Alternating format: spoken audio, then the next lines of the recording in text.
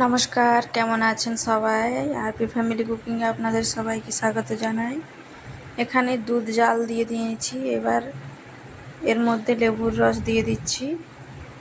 দুধটার আমি ছানা কেটে নেব। আজকে দুধ থেকে পনির বানিয়ে রান্না করে দেখাবো আপনাদের।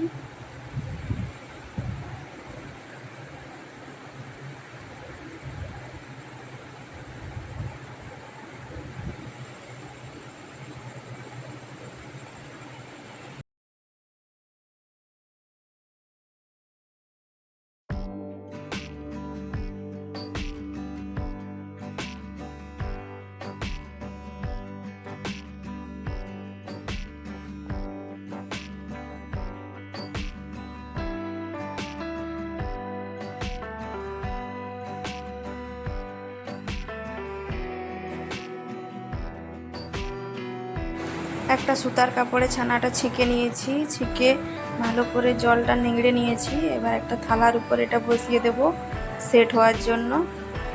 এর উপরে একটা ভারী চাপা দিয়ে দেব। এখানে আমি রুটি বেলা চাকিটা নিয়েছি, এটার উপরে সেটা দিয়ে 1 ঘন্টা মতো এটা রেখে দেব।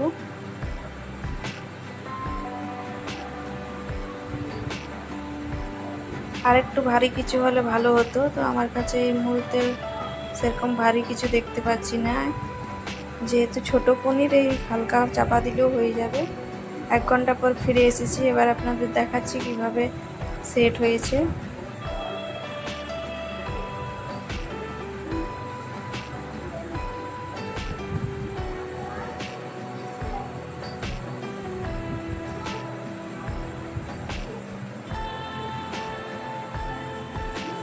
দেখুন, কাপড় থেকে বার করে নিয়েছি পনিরটা।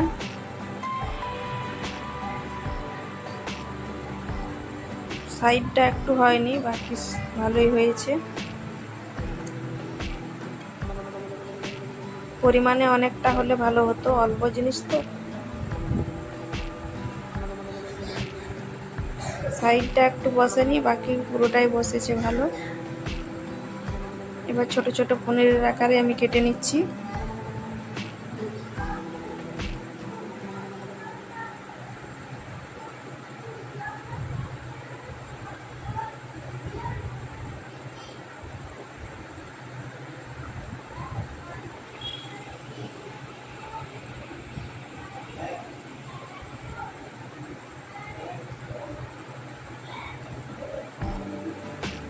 দেখুন, এই কটা পনির হয়েছে আমার।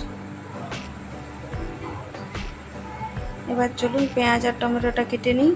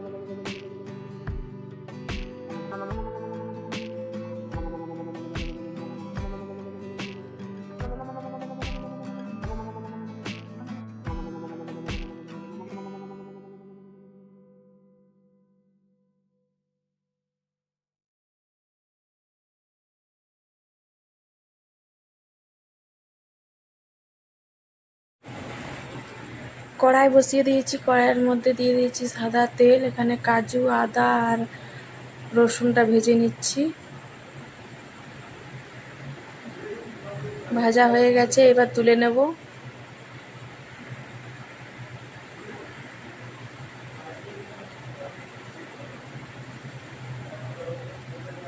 এবার এটা ঠান্ডা করে বেটে নেব।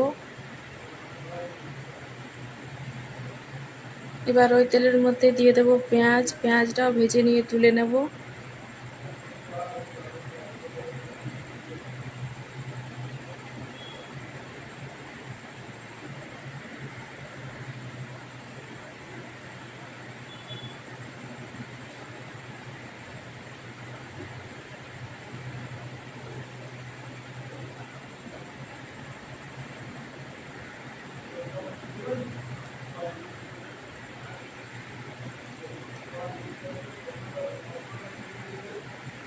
পেঁয়াজটা তুলে নিচ্ছি, খুব বেশি ভাজবো না, হালকা করে ভেজে তুলে নিচ্ছি।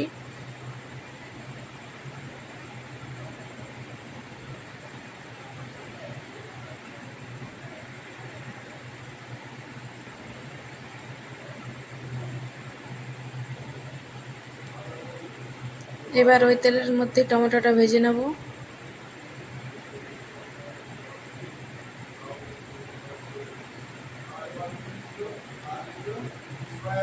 টমেটো ভাজা হয়ে গেছে, এবার তুলে নেব।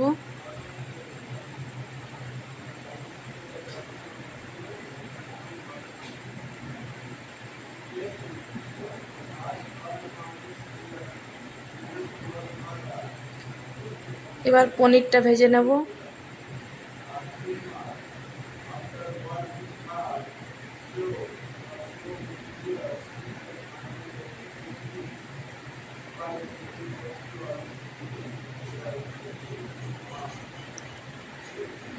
একটু সামান্য নুন দিয়ে দিলাম, একটু হলুদ দিয়ে দিলাম। আপনারা যদি পনিরটা সাদা রাখতে চান তাহলে হলুদটা দেবেন না, শুধু এমনি ভেজে নেবেন। আমি একটু কালার লাল লাল হবে ভাজাটা, ওই জন্য একটু হলুদ দিয়ে দিলাম। পনিরটা ভেজে তুলে নিয়েছি। ওই তেলের মধ্যে ফোড়ন দিয়ে দিয়েছি তেজপাতা। এবার কাজু বাদাম, আদা আর রসুন বাটাটা দিয়ে দিলাম, পেঁয়াজ বাটা দিয়ে দিলাম। এবার দিয়ে দিলাম টমেটো বাটা।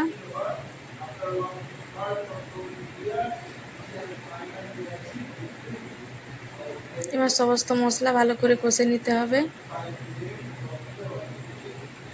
স্বাদ মতো হলুদ দিয়ে দিলাম, এবার নুন দিয়ে দিলাম।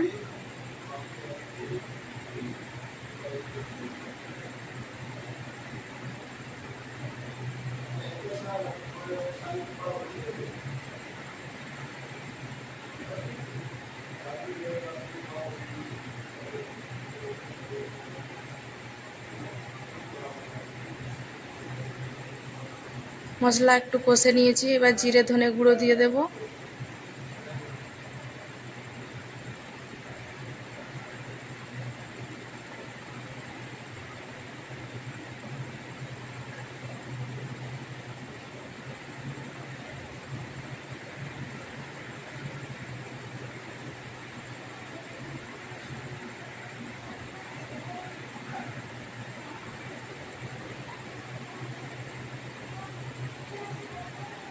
মশলা ভালো করে কষা হয়ে গেছে।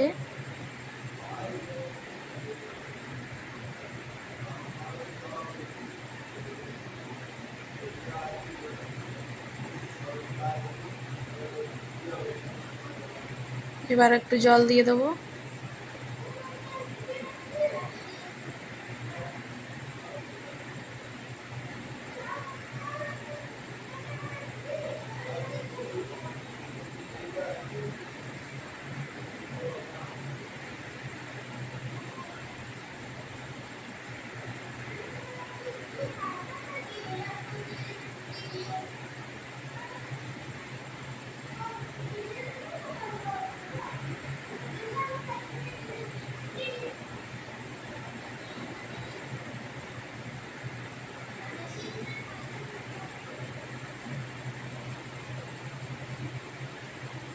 এবার ভেজে রাখা পনিরগুলো দিয়ে দেব।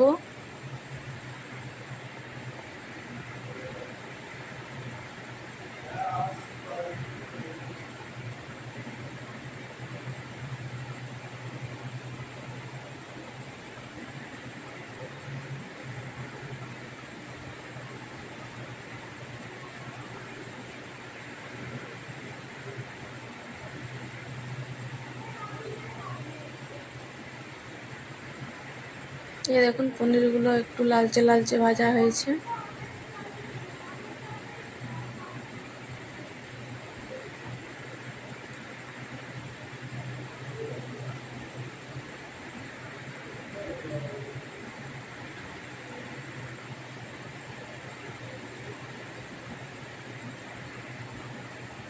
রান্না হয়ে গেছে, এবার নামিয়ে নেব।